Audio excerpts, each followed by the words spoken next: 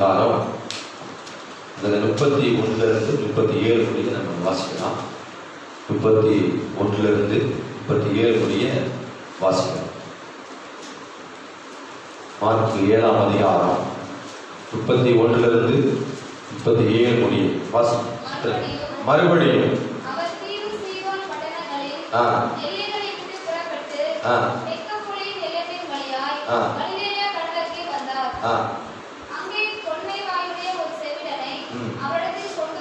கொண்டு வந்து வேண்டிக் கொண்டார்கள்.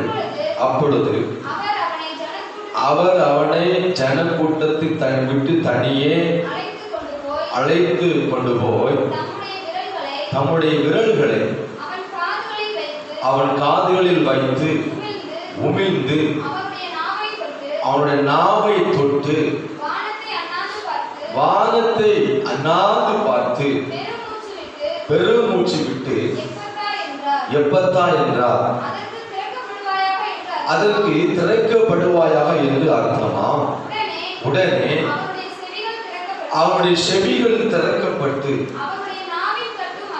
அவனுடைய நாவின் கட்டுகள் அவிழ்ந்து அவன் செவ்வையாய் பேசினான்.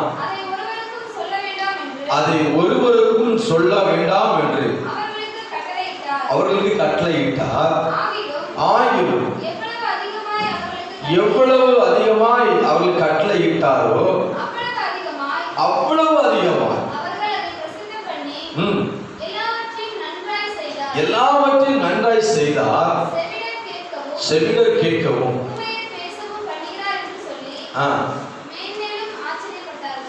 அப்படியே தலைகளை தாழ்த்தி சொல்லிக்கிறோம். அன்பின் பரலோக பிதாவே, நபியோடு துதிக்கிறேன் ஐயா. ஸ்தோத்திரிக்கிறேன் ஆண்டவரே. இப்பொழுது வார்த்தைக்கு நேராக நான் வந்திருக்கிறேன்.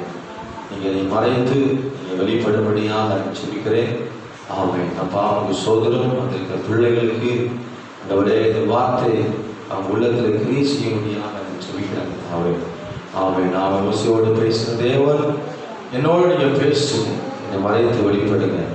ஆமென். ஆசீர்வதிக்கிறாங்க. இயேசு ஜெபிக்கு நல்லதுதாவே. ஆமென். ஹல்லேலூயா. சரி, வாசிக்கப்பட்ட இந்த வேத பகுதியிலே நாம் ஒரு மனிதனை குறித்து நாம் இதை பார்க்கணும். அந்த மனிதனுக்கு 2 விதமான பலவீனங்கள் காணப்படுகிறது. முதல் பலவீனம் வாய் சரியில்லை, 2வது பலவீனம் காது சரியில்லை. அப்போ ஒரு மனிதனுக்கு சரீரத்தில் எல்லா அவைகளும் முக்கியம்.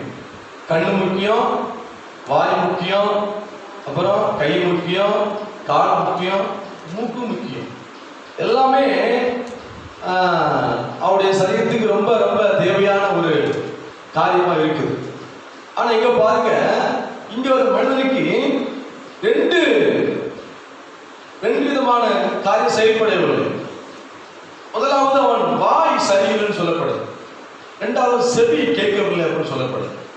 அப்ப இயேசு கிறிஸ்து தன் ஊழியத்தை முடிச்சுட்டு அந்த பட்டணம் வழியா வந்து கொண்டிருக்கிறார். தீரு சீதோன் பட்டணம் வழியா வந்து கொண்டிருக்கிறாரு. வந்து முடிச்சுட்டு அப்புறம் எங்க வந்து தெக்கப்படியா நாட்டு வழியா வந்து எங்க வர்றாருன்னா கல்யா வந்துகிட்டு இருக்கிறாரு.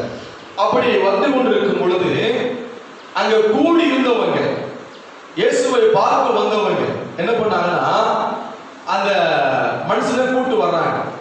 இயேசு கிட்ட கூட்டு வர்றாங்க.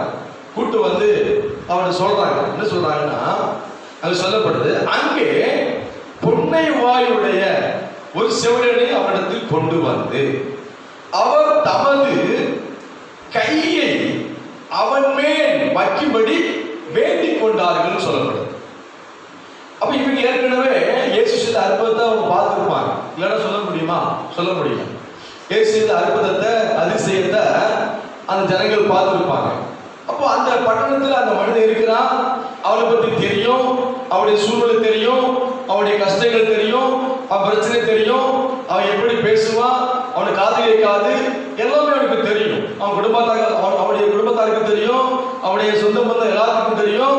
ஆனாலும் இயேசு அந்த இடத்துல வர்றான்னு சொன்ன உடனே இயேசு என்ன பண்ண, அந்த மனிதன் பண்ண இயேசுவிடமா அவனை கூட்டிக் கொண்டு போறாங்க.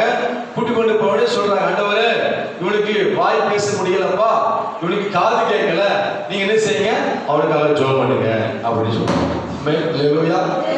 நம்ம சொல்லுங்க அல்லேலூயா. அப்ப இயேசு என்ன பண்றாரு அப்படின்னா, நிறைய ஜன கூட்டம், நிறைய மக்கள் இருக்கிறாங்க. அந்த மக்கள் மத்தியில அவர் அற்புதம் செய்ய விரும்பல. என்ன பண்றாருன்னா தண்ணியை கூட்டு போயிட்டார். தண்ணியை அழைத்து சொல்லப்படுது. இப்ப தண்ணியை அழைத்து போனாதான் ஒருமனம் கிடைக்கும். தண்ணியை போனாதான் ஜெபிக்க முடியும். தண்ணியை போனாதான் ஆண்டவர்கிட்ட பேச முடியும். தண்ணியை போனாதான் அற்புதம் நடைபெறும். தண்ணியை இருந்தாதான் நம்மளை வந்து பேசுவாரு. தண்ணியை இருந்தாதான் நமக்குரிய தேவையான ஆளுமைய மன்னாவை தருவாரு. தண்ணியை இருந்தாதான் நம்ம எப்படி வாழணும், எப்படி பேசணும் அவர் கற்றுக் கொடுப்பார். ஆமென் சொல்லுங்க அல்லேலூயா. தண்ணியை அவனை அழைத்துட்டு போய் அங்க என்ன பண்றாருன்னா, முதலாவது ஒருவர் எங்க வைக்கிறார், காதுல வைக்கிறார். இன்னொரு வரல எங்க வைக்கிறார், நாவுல வைக்கிறார். அவர் நாவில் உமிழ்ந்து அப்படின்னா அவர் எச்சியை அவர் எச்சி என்ன பண்ணாரா, அந்த வரல எடுத்து அவருடைய நாவிலே வைத்த உடனே அங்க ஒரு அற்புதம் நடக்குது பாருங்களேன். அத 34ஆம் வசனம் வாசிங்க. வானத்தை அண்ணாந்து பார்த்து பெருமூச்சு விட்டு எப்பத்தா என்றார். அதுக்கு திறக்கப்படுவாயா என்ற அர்த்தமா, உடனே அவனுடைய செவிகள் திறக்கப்பட்டு அவனுடைய நாவுகள் கட்டும் அவிழ்ந்து என்ன பேசினாமா, செவ்வையா பேசினாமா, நல்லா பேசினாமா. அது வரைக்கும் பேச மாட்டான். அப்போ கொண்டவா என்ன அர்த்தம், அவன் என்ன அர்த்தம், கொண்டவா என்ன அர்த்தம், கொண்டவா என்ன அர்த்தம், திக்கி திக்கி பேசுறவா, திக்கி திக்கி பேசுவான், ரொம்ப கொண்டி கொண்டி பேசுவான். அப்போ இவ்வளவு வேதனைப்பட்டிருப்பான், யோசிச்சு பாருங்களேன், எவ்வளவு கஷ்டப்பட்டிருப்பான். நிறைய பேர் அவங்களோட பழகி இருப்பாங்க, வெளியெல்லாம் போயிருப்பான், எவ்வளவு அவமானப்பட்டிருப்பான், எவ்வளவு அழுதுருப்பான், ஐயோ எனக்கு மாற்றம் வராதா அப்படின்னு சொல்லி ரொம்ப வருத்தப்பட்டு இருப்பான். அவன் அப்பாட்ட சொல்லியிருப்பான், அவங்க அப்பாட்ட சொல்லியிருப்பான், எல்லாரும் சொல்லியிருப்பான், எல்லாரும் அவனை கண்டுகொள்ளல. ஆனா அந்த ஊர் மக்கள் அவனை என்ன பண்ணாங்கன்னா இயேசுவை அழைச்சிட்டு போறாங்க. இயேசுவை அழைச்சிட்டு போன உடனே அவனுக்கு இயேசுவானவர் என்ன பண்ணாருன்னா, வானத்தை அண்ணாந்து பார்த்து, வானத்தை அண்ணாந்து பார்த்து எப்பத்தா திறக்கப்படுவாய் என்று சொன்ன உடனே தேவன் நம்முடைய இயேசுவானவர் அந்த வானத்தை அண்ணாந்து பார்த்து தன் பிதாவை நோக்கி அங்கே ஜெபிக்கும் பொழுது அவனுக்குள்ள இருந்த அந்த பலவீனம் அவனை விட்டு விலகி போகுது. ஆமென் சொல்லுங்க அல்லேலூயா. ஒரே சம்பந்தம், சின்ன சம்பந்தம், எப்பத்தா அப்படிங்கிறாரு. அப்போ ஆண்டவர் இயேசுவானவர் அவன் தனியே அழைத்து கொண்டு போய் அவனுக்காக அவன் ஜெபிக்கிறார், அவனுக்காக வேதனைப்படுறாரு. ஆனா இயேசு பத்தி அவனுக்கு தெரியும், அவன் எவ்வளவு வேதனைப்பட்டிருப்பா, எவ்வளவு அழுதுருப்பா, எவ்வளவு கஷ்டப்பட்டிருப்பா, எங்கெல்லாம் எல்லா இடத்துக்கும் போயிருப்பா, எல்லா இடத்துக்கும் அவமானப்பட்டிருப்பா, எல்லா இடத்துக்கும் வேதனைப்பட்டிருப்பா. அந்த வேதனை இயேசு அறிந்தார். அதை அறிந்துதான் அவனுக்கு ஒரு அற்புதத்தை அவன் வாழ்க்கையில் செய்து கொடுத்தார். ஆமென் அல்லேலூயா. நம்ம சொல்லுங்க அல்லேலூயா. ஆங்க பாருங்க, உடனே இயேசு ஜெபித்த உடனே அவனுடைய செவிகள் திறக்கப்பட்டு அவனுடைய நாவின் கட்டும் அவிழ்ந்து அவன் செவ்வையாக பேசினான், தெளிவாக பேசினான். அது வரைக்கும் தெளிவா பேசல, அது வரைக்கும் காது கேட்கல, காது மந்தமாக இருக்கு. ஒரு வேலை அவன் ஒரு வார்த்தை சொன்னா ஆண் கேட்டிருப்பான், அவன் ஒரு வார்த்தை பேசுறதுக்கு பல முறையாக கஷ்டப்பட்டிருப்பான். அப்படிப்பட்டவனை நம்முடைய தேவன், நம்முடைய இயேசு கிறிஸ்துவானவர் அவனுக்கு சுகத்தை கொடுத்தார். ஆமென் அல்லேலூயா சொல்லுங்க அல்லேலூயா. இன்னைக்கும் நான் பேச போகிற தலைப்பு என்ன தெரியுமா, திறக்கப்படுவாயாக என்ற தலைப்பில் நான் பேச போறேன். திறக்கப்படுவாயாக, நீங்க எல்லாரும் வாழ்க்கையில திறக்கப்படணும் அப்படின்னு சொல்லி நான் பார்க்க போறேன். இன்னைக்கு நம்ம வாழ்க்கையில நிறைய மாற்றங்கள் வரக்கூடிய இருக்கிறது. அன்னைக்கு அந்த மனிதன் வாழ்க்கையில 2 மாற்றங்கள் வந்தது. வாழ்க்கையில முதலாவது மாற்றம் அவனுடைய வாயில வந்தது, அவனுடைய செவியில வந்தது. அப்ப இந்த தேவன் கொடுத்த சரீரம் தான், தேவன் படைத்த அந்த சரீரம் தான். அந்த சரீரத்துல குறைகள் காணப்பட்டது, அந்த சரீரத்துல பலவீனம் காணப்பட்டது. அந்த பலவீனத்தை, அந்த குறைகளை இயேசுவானவர் நிவர்த்தி பண்ணினார், சுகப்படுத்தினார். ஆமென் அல்லேலூயா.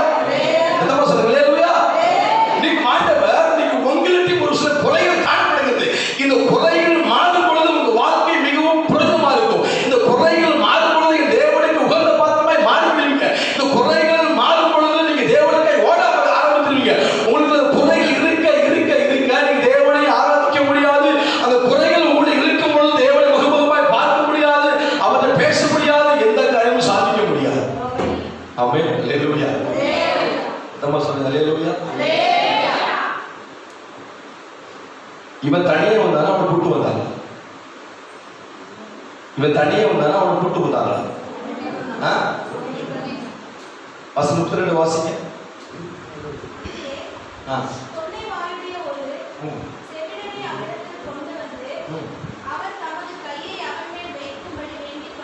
வேண்டி வேண்டி சொல்லுங்க, வேண்டி கொண்டார்கள். அப்படியே அப்போ எல்லாரும் வந்திருப்பாங்க கூட, எல்லாரும் சப்போர்ட் வந்திருப்பாங்க, அவங்களோட பலவனை வந்திருப்பாங்க, அவங்க கூட இருந்த வந்திருப்பாங்க, அவங்களோட வேலைக்கு போட வந்திருப்பாங்க, எல்லாரும் வந்திருப்பாங்க. எல்லாரும் வந்து அவன் படுற வேதனையை, அவன் படுற கஷ்டத்தை யாரும் சொன்னாங்க? இயேசுபாட்ட சொன்னாங்க. ஆமென் சொல்லுங்க. அல்லேலூயா சொல்லுங்க. அல்லேலூயா. அவன் சூழ்நிலையை பார்த்தாங்க. ஐயோ, இந்த பையன் இப்படி இருந்தால் வாழ்க்கை ஒரு மாற்றம் வராதுன்னு சொல்லி அவனை இயேசுவோடு அழைத்து வந்து இயேசுவானவர்களுக்கு மாபெரும் விடுதலை, மாபெரும் மாற்றத்தை அவருடைய சரீரத்தில் உண்டாக்கினான். ஆமென் சொல்லுங்க. அல்லேலூயா சொல்லுங்க. அல்லேலூயா. நம்ம வாழ்க்கையிலும் நம்முடைய சரீரத்தில் ஏதோ ஒரு குறைபாடு இருக்கிறாங்க, ஏதோ ஒரு குறைபாடு இருக்கலாம். அந்த குறைகள் மாறுவதற்கு என்ன நம்மளால முடியாது. அந்த குறைகள் மாறுவதற்கு, அந்த திறன்கள் மாறுவதற்கு இயேசுவால மாத்திரம் தான் முடியும். ஆமென். அல்லேலூயா. நம்ம பிரயாசப்பட்டாலும் முடியாது. நம்ம என்னதான் பிரயாசப்பட்டாலும் அந்த குறைகள் மாறாது. ஆனா இயேசுவிடம் வரும் பொழுது, இயேசுவிடம் முழு மனதோட முழு ஆத்மாவோட நீங்கள் வரும் பொழுது, என் தேவன் உன்னிடம் இருக்கிற குறைகளை அவர் எல்லாம் தீர்த்து செய்து விடுவார்.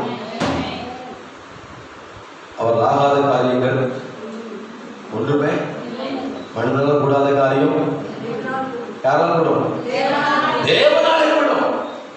தேவனாலே கூடும். எல்லாரும் கூடும். ஏன்னா அவர் கடல் மீது நடந்தவர். ஆமென் சொல்லுங்க. அல்லேலூயா. சொல்லுங்க. அல்லேலூயா. அவர் கடல் மீது நடந்தவர், கடலை அகற்றினவர், பல அற்புதங்களை செய்தவர். அவர் சொல்றாரு, இங்க உங்க வாழ்க்கையில் இருக்கிற குறைகளை அவர் திறக்கக்கூடாது. ஆமென் சொல்லுங்க. அல்லேலூயா. சொல்லுங்க. அல்லேலூயா.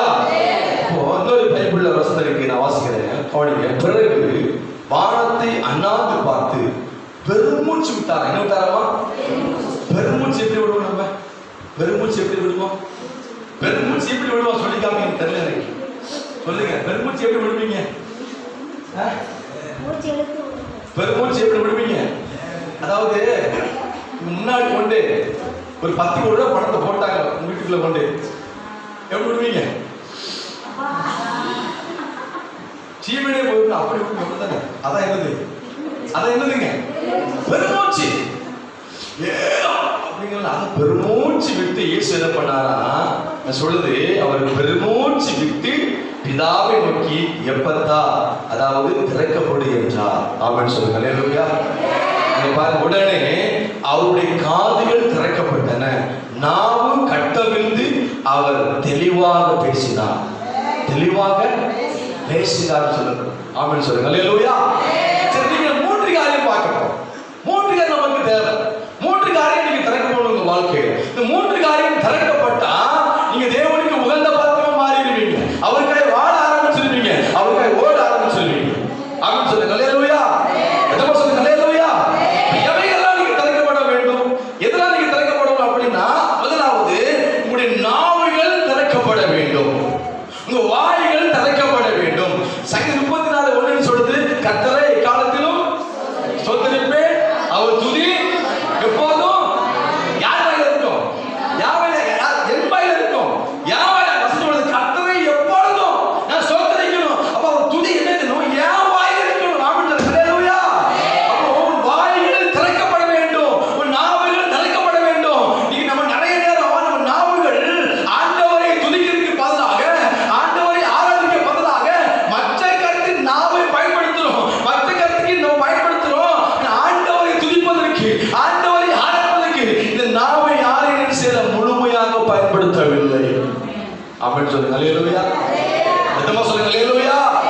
அன்றைக்கு அந்த மனிதன் கொண்டவாயா இருந்தவன, செவிடா இருந்தவன என் இயேசு தொட்டு சுகமாக்கினார். அதுக்கப்புறம் அவன் வாயில கொஞ்சம் திக்கி பேசல, அவன் தெளிவாக பேச ஆரம்பித்தான். தெளிவாக பேச ஆரம்பித்தான். நீங்க தெளிவாக பேச வேண்டும், நீ தெளிவாக ஆண்டவரை ஆராதிக்க வேண்டும். அப்படின்னா முதலாவது செய்ய காரணமா, உங்க வாயிலே கர்த்தருடைய துதி இருக்கும் பொழுது, உன் நாவிலே கர்த்தர் துதி இருக்கும் பொழுது, உன் நாவுகள் கட்டில் அவிழ்க்கப்படும் பொழுது, என் தேவனுக்காக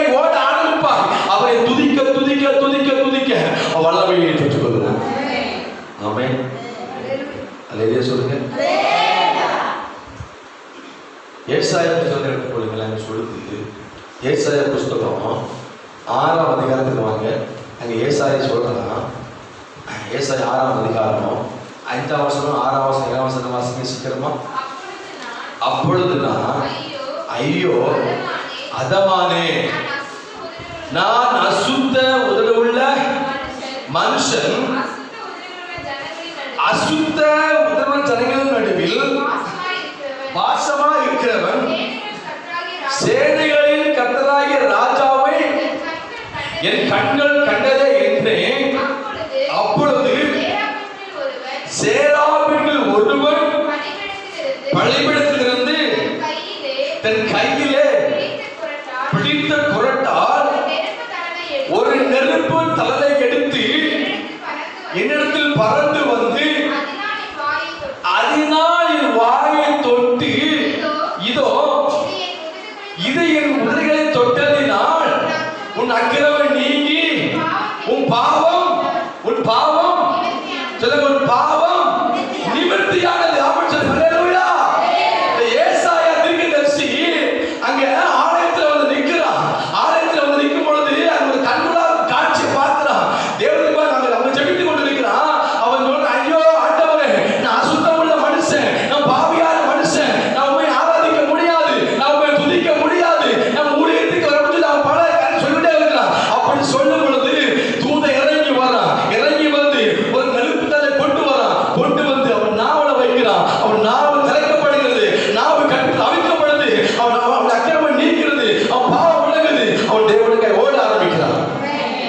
ஆமென் சொல்லுங்க. அல்லேலூயா. எத்தனை சொல்லுங்க. அல்லேலூயா. அங்க சொல்லப்படுற பாவம் எங்க இருக்கு? பாவம் நாவல் சொல்லப்படுது. உன் உதடுகளை தொட்டதினால் இதோ உன் அக்கிரமம் நீங்கியதப்பா, உன் பாவம் நிவர்த்தின்னு சொல்லி அவன் அந்த நேரமே கர்த்தருடைய வல்லமையை பெற்றுக்கொண்டான். கர்த்தருடைய அபிஷேகத்தை பெற்றுக்கொண்டான். அவன் தேவனுக்காய் ஓட ஆரம்பித்தான். தேவனுக்கு வல்லமையா ஊழியங்கள் செய்ய ஆரம்பித்தான். ஆமென். சத்தமா அல்லேலூயா. சத்தமா சொல்லுங்க. அல்லேலூயா. தேவன் கொடுத்த நாவை தேவனுக்கு பயன்படுத்த வேண்டும். தேவன் கொடுத்த நாவை தேவனுக்கு ஆராதிக்க வேண்டும். அவருக்காய் பல காரியங்கள் செய்து தேவன் நாவை கொடுத்தார்னா அவரை ஆராதிப்பதற்கு, அவரை துதிப்பதற்கு, அவரை மகிமைப்படுத்துவதற்கு அந்த நாவை நாம் உலகக்காரருக்கு பயன்படுத்தாமல் தேவனுக்காய் பயன்படுத்துகிற பிள்ளைகள் நீங்கள் நான் மாற வேண்டும்.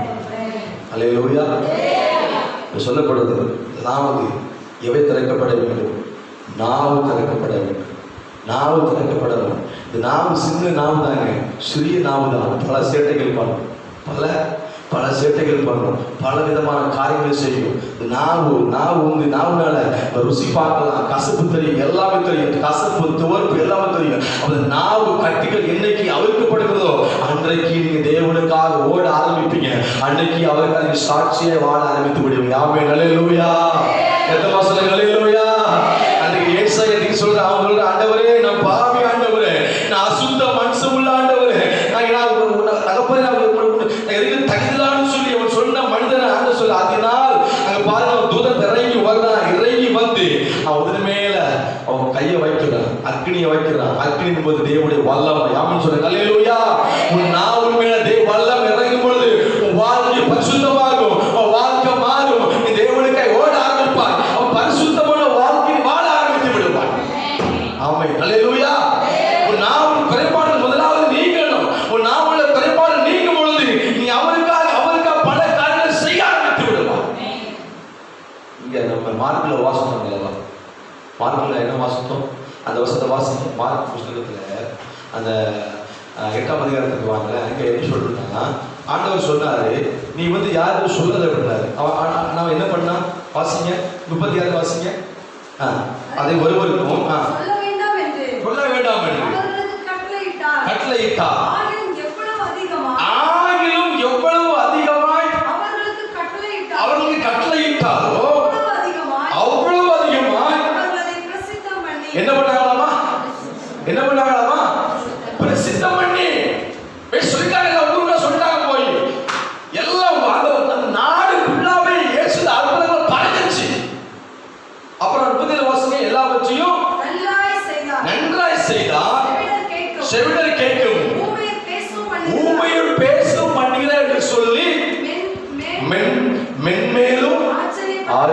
செய்யப்பட்டார்கள். ஆமென். ஹல்லேலூயா சொல்லுங்கம்மா. ஹல்லேலூயா. ஆண்டவர் சொன்னார், நீ யாருக்கும் சொல்லாத அப்படின்னா. யாருக்கும் சொல்லாத. என்ன பண்ணாங்க? எல்லாத்தையும் சொல்லிட்டாங்க. அவனை கூட்டிட்டு போனாங்க.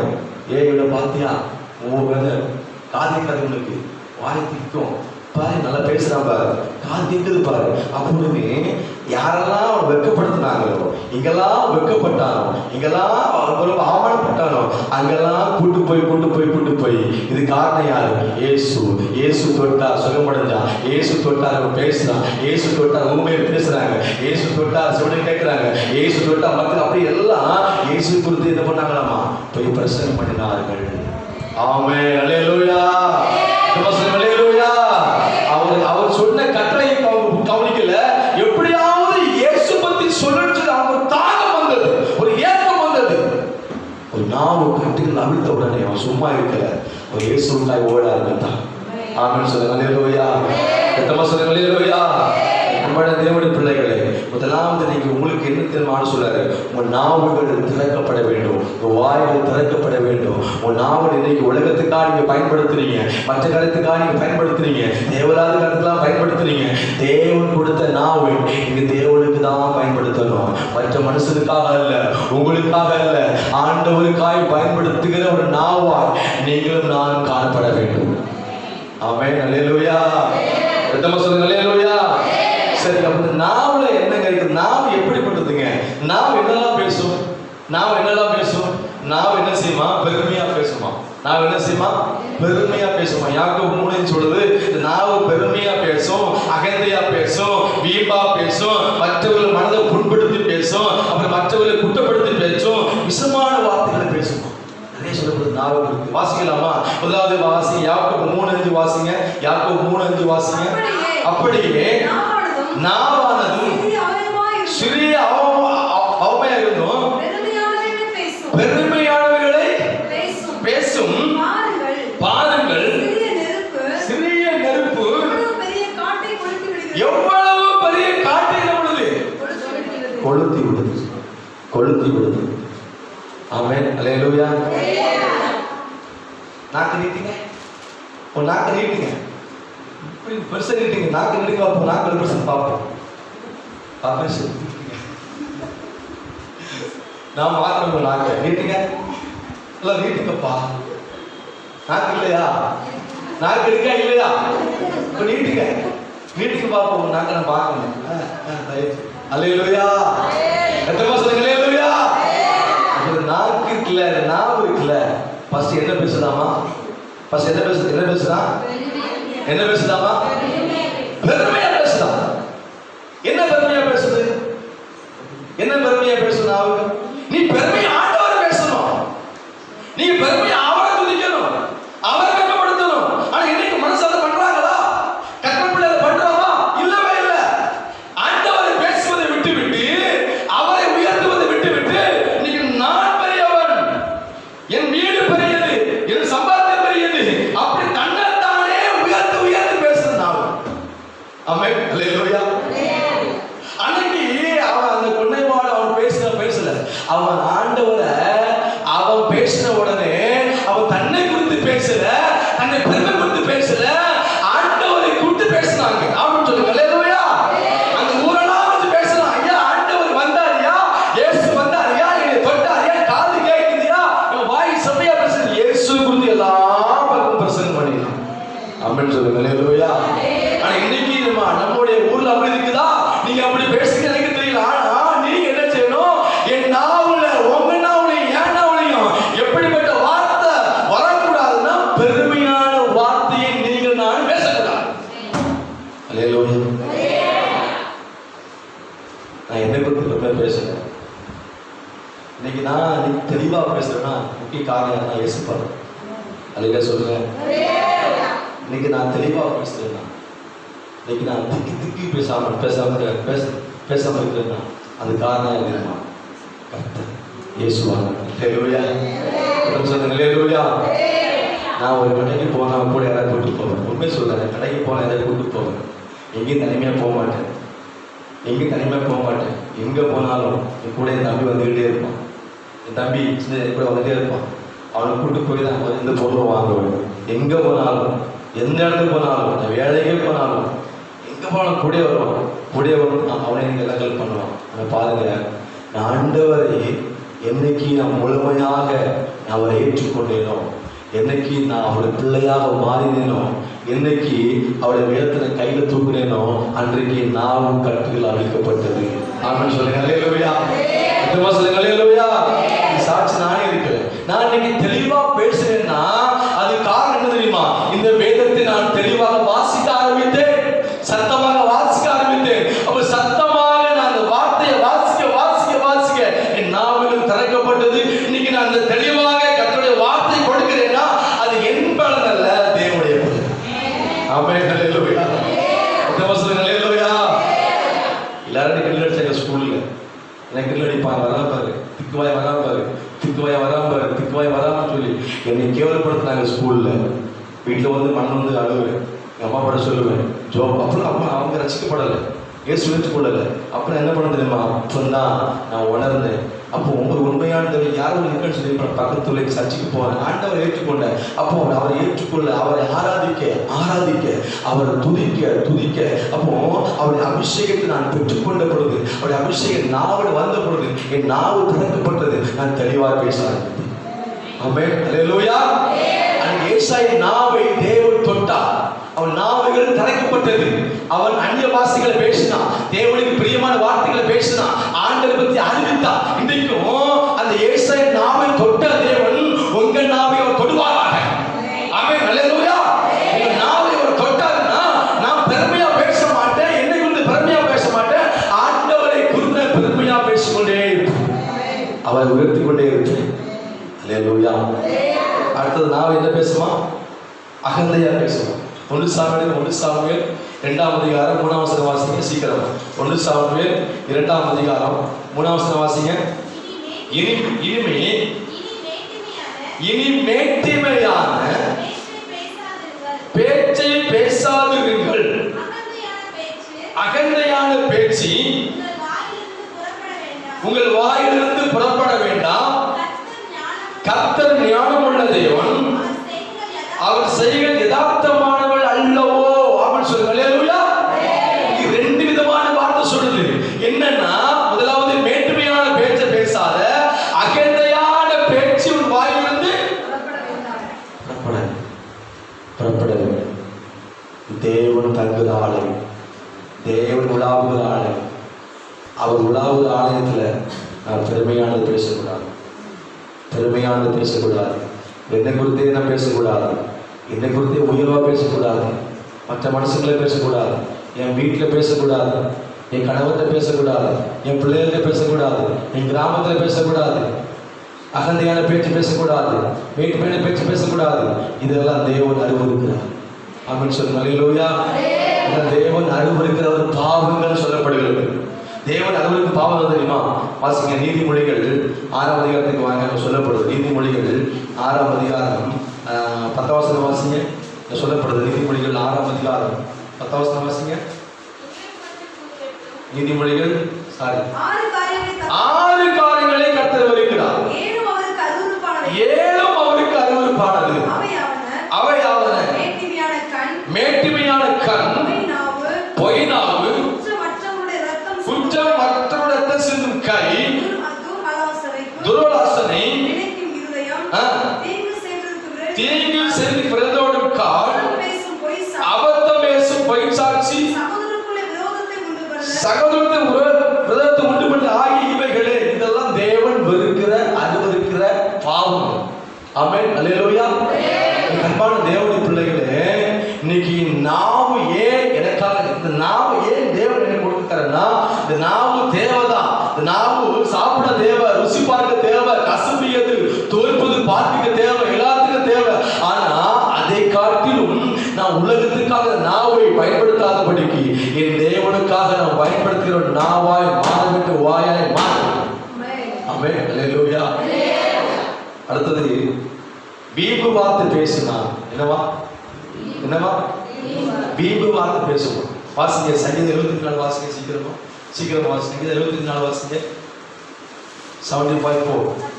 கர்த்தாவே 75 நாள் வீம்புக்காரரை நோக்கி என்ன பேசாதீங்க, என்ன பேசாதீங்க அப்படின்னு என்ன அர்த்தம்? வீம்பு என்ன அர்த்தம்? வீம்பு அப்படின்னு என்ன அர்த்தம்? அதுக்கு என்ன சொல்லுவீங்க? பிடிவாதம். நம்ம ஒன்று அவங்க 2 சொல்லுவாங்க, நம்ம ஒன்று பேசுறோம் 10 பேசுவாங்க. நான் தான் கரெக்ட், நான் தான் கரெக்ட் இருக்கடா இல்ல போடப்போ பேச மாட்டாங்களா? பேசுவாங்க. கிராமத்தில் பேசுறதில்ல, குடும்பத்தில் பேசுறதில்ல. நான் சொல்றது கேட்கணும், கேட்கத்தான் வீட்டுக்கு வெளியே போ. நான் சொல்றது செய்யணும், இல்லாட எதுவும் பண்ணாத. அப்படி வீம்பு பாராட்டு நம்ம பேசக்கூடாது. இந்த நாவு வீம்பு குறித்து பேசக்கூடாது. இந்த நாவு தேவனை குறித்து வீம்பு பாராட்டணும். ஆமென் சொல்லுங்க. அல்லேலூயா. என்ன சொல்லுங்க? அல்லேலூயா. சீக்கிரமா போறேன். அடுத்தது, மற்றவர்களை மனதை புண்படுத்தி பேசக்கூடாது. வசனம் வாசிங்க. நீதிமொழிகள் 12ஆம் அதிகாரம் வசனம் 18 வாசிங்க. சீக்கிரம் வாசிங்க. நீதிமொழிகள் 12ஆம் அதிகாரம் வசனம் 18 வாசிங்க. பட்டய குத்துக்கள் போல் பேசுகிறவர்கள் உண்டு, ஞானமுள்ள நாவம். அப்படி என்ன அர்த்தம்? அப்படி என்ன அர்த்தம்? மீண்டும் வாசிக்கிற வார்த்தையை. பட்டய குத்துக்கள் போல் பேசுகிறவர்கள் உண்டு, ஞானம் உள்ளவருடைய நாவம் மருந்தாம். மருந்தாம் சொல்லப்படுது. நம்முடைய நாவை என்ன செய்யக்கூடாது? மற்றவர்களை காயப்படுத்தி பேசக்கூடாது. ஒரு கணவரை நீங்க பேசிக்கலாம், உங்க பிள்ளைகளை பேசிக்கலாம், உங்க பக்கத்து வீட்டில் பேசிக்கலாம். யார் இருந்தாலும் இந்த நாவு துதிக்கிற நாவா மாறணும். இந்த நாவு ஆட உயர்த்த நாவா மாறணும். இந்த நாவு மற்றவர்களை, என் கணவரை, என் பிள்ளைகளை, பக்கத்துக்கு சொந்தக்காரங்களை யாராலும் சொல்லலாம், அவங்களை மனதை புண்படுத்தி பேசுகிற அப்படிப்பட்ட நாவா இருக்கக்கூடாது. ஆமென். அல்லேலூயா. நம்ம சொல்லுங்க. அல்லேலூயா. அப்போ நாவை எப்படி மாறணும்னா, அவங்களை குணமாக்குற நாவா மாறணும். நன்மையான பேச நாவா மாறணும். செம்மையான காரியங்களை பேசணும். தேவனுக்கு பிரியமான காரியங்களை பேச நாவா மாறணும். ஆமென் சொல்லுங்க. அல்லேலூயா. அப்படிப்பட்ட நாவை தான் ஏன் நம்முடைய தேவன் விரும்புகிறார். அடுத்தது பாத்தீங்கன்னா, அடுத்தது விஷமான வார்த்தைகளை பேசினாரு. யாக்கோபு 3:8 வாசிங்க சீக்கிரமா. யாக்கோபு 3ஆம் அதிகாரம் 8ஆம் வசனம் வாசிங்க சீக்கிரமா. சீக்கிரம் வாசிங்க, டைம் ஆயிடுச்சு. வாசிங்க. நாவை அடக்க ஒரு மனுஷனாலும் கூடாது. அது அடங்காத பொல்லாததும் சாவுக்கு ஏதுவான விஷம் எங்க இருக்குது? நம்ம சொல்லுங்க.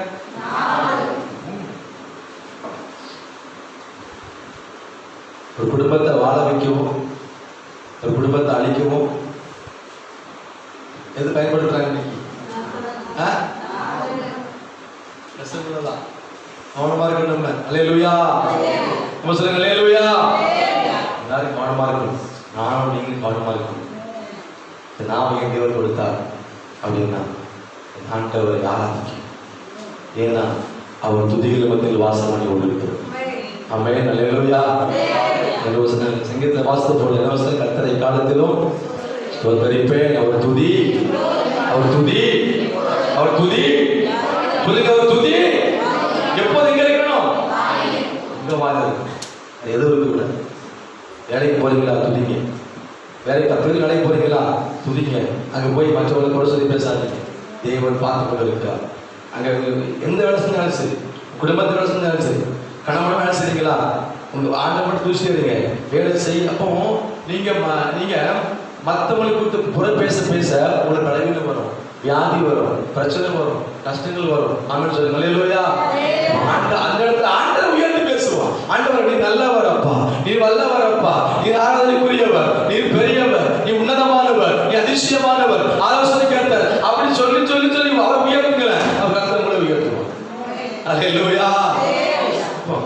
கடைசி அருமை பார்த்து முடிச்சிட்டோம். பாருங்க. என்ன பாருங்க, பெருமையா பேசக்கூடாது, அகந்தையா பேசக்கூடாது, வீண்பார்த்து பேசக்கூடாது, மற்றவங்க காயப்பட்டு பேசக்கூடாது, அந்த விஷமான வார்த்தை பேசக்கூடாது. அடுத்தது 2வது காரியம், ஃபர்ஸ்ட் உங்க நாவுகள் திறக்கப்படணும். 2வது என்ன செய்யணும்? உங்க கண்கள் திறக்கப்படணும். கண்கள் சொல்ற கண் திறந்துட்டு இருக்குது, திறந்திருக்கு. ஆவிக்குரிய கண்கள் திறக்கப்படும். எந்த கண்கள்? எந்த கண்கள்? வசனம் வாசிங்க. மார்க் புஸ்தகத்துக்கு வாங்க, 8ஆம் அதிகாரத்துக்கு வாங்க. அங்க சொல்லப்படுது 22ஆம் வசனம் வாசிங்க. 8:22 வாசிங்க சீக்கிரமா. பின்பு அவர் பெத்சாயிதா ஊருக்கு வந்தார். அப்பொழுது ஒரு குருடனை கொண்டு வந்து அவனை தொடும்படி அவரை வேண்டிக் கொண்டார்கள். அவர் குருடனுடைய கையை பிடித்து எங்க விடாமா? ஆமா, அவனை தனி அழைச்சு போனாரு. குருடனை பிடிச்சு இவனை கிராமத்துக்கு வெளியே கொண்டு விட்டாரா? கொண்டு போய் அவன் கண்களில் முன்பிருந்து அவன் மேல் கைகளை வைத்து எதையாகிலும் காண்கிறாய் என்றார். அவன் ஏறிட்டு பார்த்து நடக்கிற மனுஷரை பார்க்கணுமா? மனுஷரை எப்படியாமா? இது என்ன கண்ணு? இது என்ன கண்ணு? ஹலோ, இது என்ன கண்ணுங்க? உலக பிரகார கண்ணு. நல்லா கவனிங்க. இங்க சொல்லப்படுது ஒரு கூட வரா, மக்கள் கூட்டு வர்றாங்க, அவங்கள்ட்ட ஏசப்பட கூட்டு வர்றாங்க, அவர் வேண்டுறாங்க. அங்க என்ன நடக்குது? ஏசப்பா அவன் கிராமத்தை வெளியே கூட்டு போயிட்டாரு. அங்க கூட்டு போய் உமிழ்ந்து அவன் கண்ணில் மீது கையை வைக்கிறார். வச்ச உடனே சொல்றாரு, ஏதோ பாக்குறாயா? என்னத்தை பாக்குற அப்படிங்கிற. நான் மனுஷரை பாக்குறேன், மரங்களா பாக்குறேன் அப்படிங்கிற. மனுஷனை பார்க்கணுமா? மரங்களா பாக்குறேன் அப்படிங்கிறான். இன்னைக்கு நம்ம கண்ணு அப்படிதான் இருக்குது, உங்க கண்ணு அப்படிதான் இருக்குது. என் கண்ணு தெரிஞ்சுங்க, நான் மரத்தை பார்க்கிறேன், செடியை பார்க்கிறேன், எல்லாம் பார்க்கிறேன். ஆனா எல்லாம் பார்க்கிறேன், ஆனா எனக்கு ஒரு கண் இருக்குது, அந்த மனக்கண் திறக்கப்பட வேண்டும். அப்படின்னு சொல்ல ஹல்லேலூயா. இந்த மனக்கண் திறந்தா என் தேவனை பார்க்க ஆரம்பித்துடுவேன். இந்த மனக்கண் திறந்தா என் தேவனை ஆராதிக்க ஆரம்பித்துடுவேன். இந்த மனக்கண் திறந்தா நானும் அவரும் பேச ஆரம்பித்து விடுவோம். ஆமென். ஹல்லேலூயா. கொரிந்தியர் புத்தகத்தில் சொல்றது, சுவிசேஷத்தை கேட்க விடாதபடிக்கு இப்பொழுது பிசாசானவன் மனுஷனுடைய மனக்கணை கூடாய் விட்டிருக்கிறான். அப்போ அந்த மனக்கண் அந்த குருடு வெளியே வரணும். முதலாக குருடு வெளியே வரணும். இந்த பார்வை தெளிவா இருக்கும். பார்வை செய்யறோம். இந்த மாம்சகன் பார்வை என்ன செய்யறோம்? இந்த மாம்சகன் பார்வை தெரியல, என்ன செய்யறோம்? என்ன செய்றீங்க? இந்த மாம்சகன் பார்வை மங்கிருச்சு, அப்ப என்ன பண்ணுவீங்க? எங்க போவீங்க? கண்ணாடி பண்ண மாட்டீங்க, நேர எங்க போவீங்க? ஆமா, அரவிந்த் ஹாஸ்பிட்டலுக்கோ எங்கேயோ ஹாஸ்பிட்டலுக்கு போவீங்க. போய் என்ன சொல்லுவீங்க? ஐயா என் கண்ணு தெரியலையா அப்படின்னு சொல்லுவீங்க. அப்புறம் கண்ணை பார்த்துட்டு இப்போ பூ விழுந்துருக்குமா, மங்களா இருக்குமா, அப்புறம் என்ன பண்ணுவாங்க? படுக்க வச்சு ஊசி போட்டு ஆபரேஷன் பண்ணுவாங்க. அப்ப 40 நாள் குளிக்காத, 40 நாள் மருந்து கொடுத்து அப்படி உட்கார வச்சிருவாங்க. அப்ப இந்த மாம்சகன் திறக்கப்படுவதற்கு நம்ம எவ்வளவோ பிரயாசப்படுறோம். ஹாஸ்பிட்டலுக்கு போறோம், கண்ணை செக் பண்றோம், அதை பண்றோம், இதை பண்றோம். ஆனா மனக்கண் திறக்கப்படுவதற்கு நீங்க என்ன பிரயாசப்படுறீங்க? அடுத்த வாசம். பின்பு அவர் மறுபடியும் அவன் கண்ணில் மேல் கையை வைத்து அவனை ஏறிட்டு பார்க்கும்படி செய்தார். அப்பொழுது அவன் சொஸ்தமடைந்து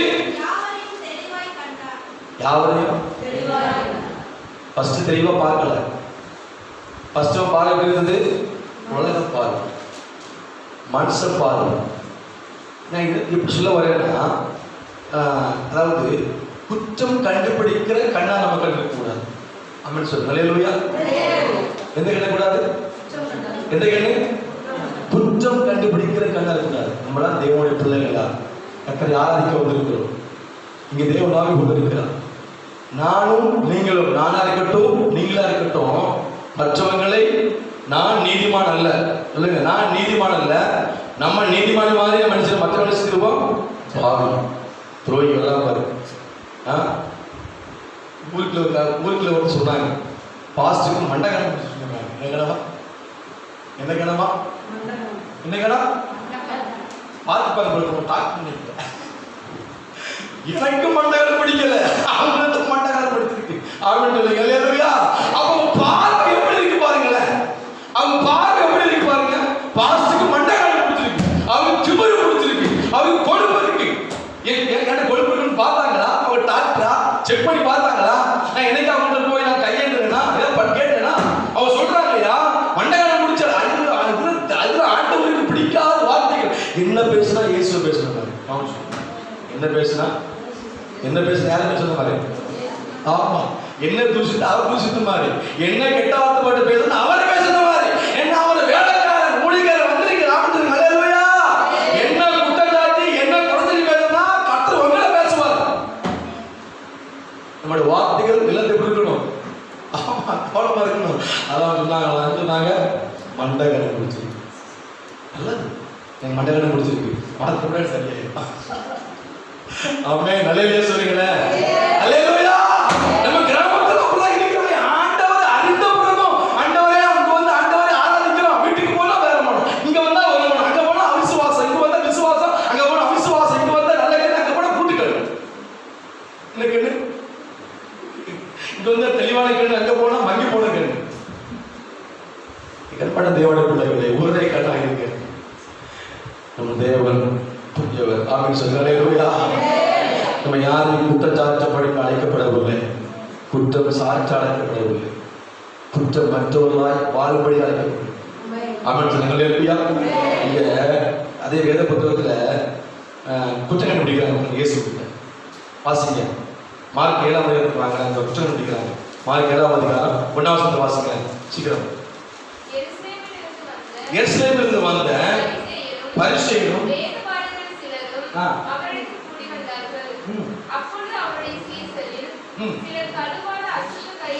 சிலர் கழுவாத அசுத்த கைகளாலே போஜனம் பண்ணுகிறதை அவர்கள் கண்டு பார்த்தாங்க. கண்டு குற்றம் பிடித்தார்கள்.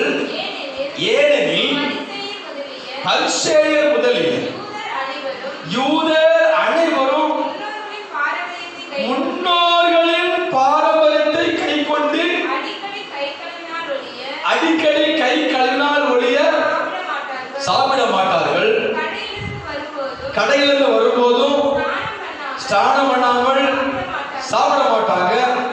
அப்படியே செம்புகளையும் கிண்ணங்களையும் செப்பு குடங்களையும் மண்களையும் கழுவுவதும் அல்லாமல் வேறு அநேக ஆச்சாரங்களையும் கை கொண்டு வருவார்கள்.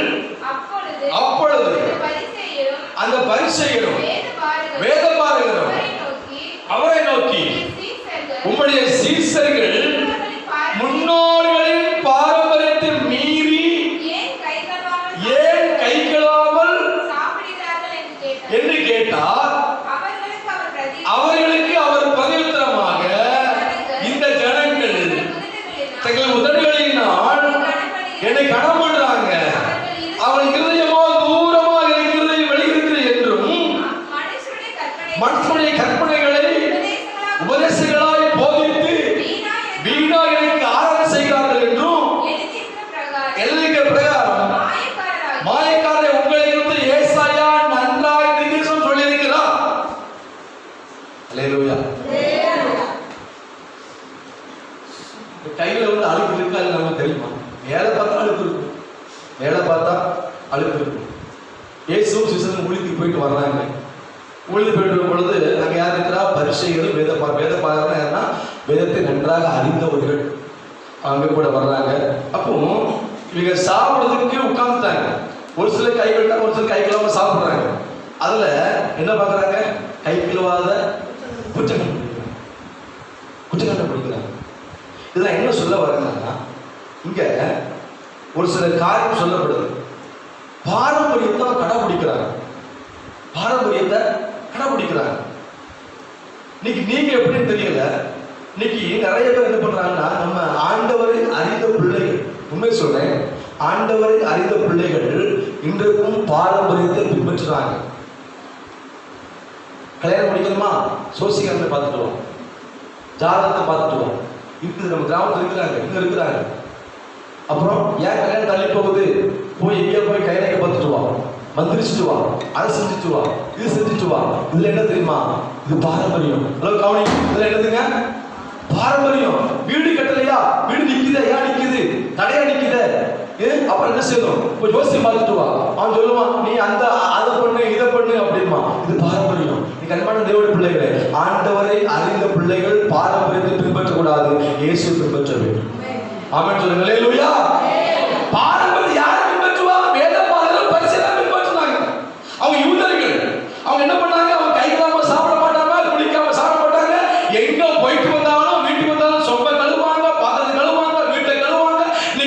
அப்படிப்பட்ட பிள்ளைகளாக இருக்கக்கூடாது. தேவனை அறிந்த பிள்ளைகள், தேவனை ஆராதிக்கிற பிள்ளைகள் இயேசுவை போலதான் இருக்கும். ஆமென். அல்லேலூயா. இங்க குற்றம் கண்டுபிடிக்கிறாங்க. நம்முடைய கண் இரண்டாவது திறக்கப்பட வேண்டும். தெளிவான பார்வை காணப்பட வேண்டும். குற்றம் கண்டுபிடிக்கிற கண்ணா இல்லை, இயேசுவை பார்க்கிற கண்ணா இருக்கு. ஆமென். அல்லேலூயா சொல்லுங்க. சத்தமா சொல்லுங்க. அல்லேலூயா.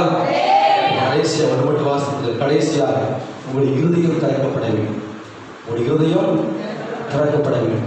வாசிப்பிடிப்பு கடைசியாக அப்போஸ்தலர் 16ஆம் அதிகாரத்துக்கு வாங்க. அப்போஸ்தலர் 16ஆம் அதிகாரம் வசனம் 12 வாசிக்க சீக்கிரம். அப்போஸ்தலர் 16:12 வாசிக்க. 16:12. அங்கே இருந்து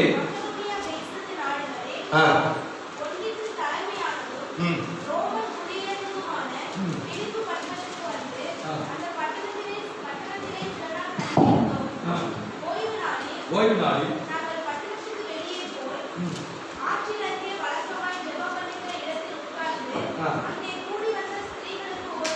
உபதேசித்தோம்.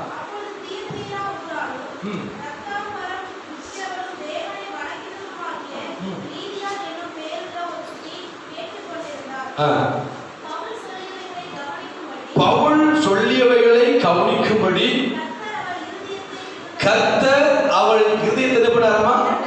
திறந்தருளினார். அப்புறம் வாசி கடைசியா. அவள் வீட்டார் ஞானஸ்நானம் பெற்ற பின்பு அவள் எங்களை நோக்கி, நீங்கள் என்னை கர்த்தரிடத்தில் விசுவாசம் உள்ளவர் என்று எண்ணினால் என் வீட்டில் வந்து தங்கிறீர்கள் என்று எங்களை வருந்தி கேட்டுக்கொண்டார். ஆமென். அல்லேலூயா. கடைசியாக எது திறக்கப்படணும்னா உங்களுடைய இருதயம் திறக்கப்பட வேண்டும். நிச்சயமா இருதயம் திறக்கப்படணும். இதுல இறைவேத வாசிக்கிறோம். நம்முடைய இருதயம் எப்படிதாமா? திருக்குள்ளதும் மகாக்கிரமுள்ளதும் இருதயம். அந்த இருதயத்தை நம்ம ஆண்டவர் ஒப்பு கொடுக்க. ஆண்டவர் முதலாவது நாம் கட்டுகள் திறக்கப்படட்டுப்பா, இரண்டாவது கண்கள் திறக்கப்படட்டுப்பா, மூணாவது என் இருதயத்தை திறக்கப்பா. ஆமென் சொல்லுங்க. அல்லேலூயா. இதான் தேவன் வாசப்பட்டு கொண்டிருக்கிறார். இது தேவனுடைய தங்கும் ஆலயமா இருக்கிறது. இந்த ஆலயம் எப்படிப்பட வேணுமா? அவருக்கு ஏற்றதாக, அவருக்கு பிரியமான ஒரு ஆலயமாய் நீங்கள் நான் வாழ வேண்டும். ஆமென். அல்லேலூயா. அன்றைக்கு பவுல் பிரசங்கம் பண்ணி கொண்டிருந்த பொழுது லீதியாவின் உள்ளத்தை கர்த்தர் திறந்தார், இதயத்தை திறந்தார். நீங்க உங்க இருதயங்கள் திறக்கப்படும் பொழுது கர்த்தர் வார்த்தை உங்களுக்குள்ள போகும். நீங்க அதன்படி நடக்க ஆரம்பிச்சிருவீங்க, விசுவாசம் ஆரம்பிச்சிருவீங்க, தேவனுக்காக வாழ ஆரம்பிச்சிருவீங்க. ஆமென். அல்லேலூயா. எல்லாம் எழுதி இப்போ நம்ம ஜெபிக்க போறோம். அந்த சமூகத்தில் ஜெபிக்க போற ஆண்டவரே, நீங்க 3 காரியங்களை கொடுத்து பார்த்தோம். ஆண்டவரே, நீங்க எங்க வாழ்க்கை எப்படி இருக்குது அப்ப நாங்க ஆண்டவர் ஒருவேளை நாங்க குற்றம் உள்ளவர் தான்ப்பா, எனக்கு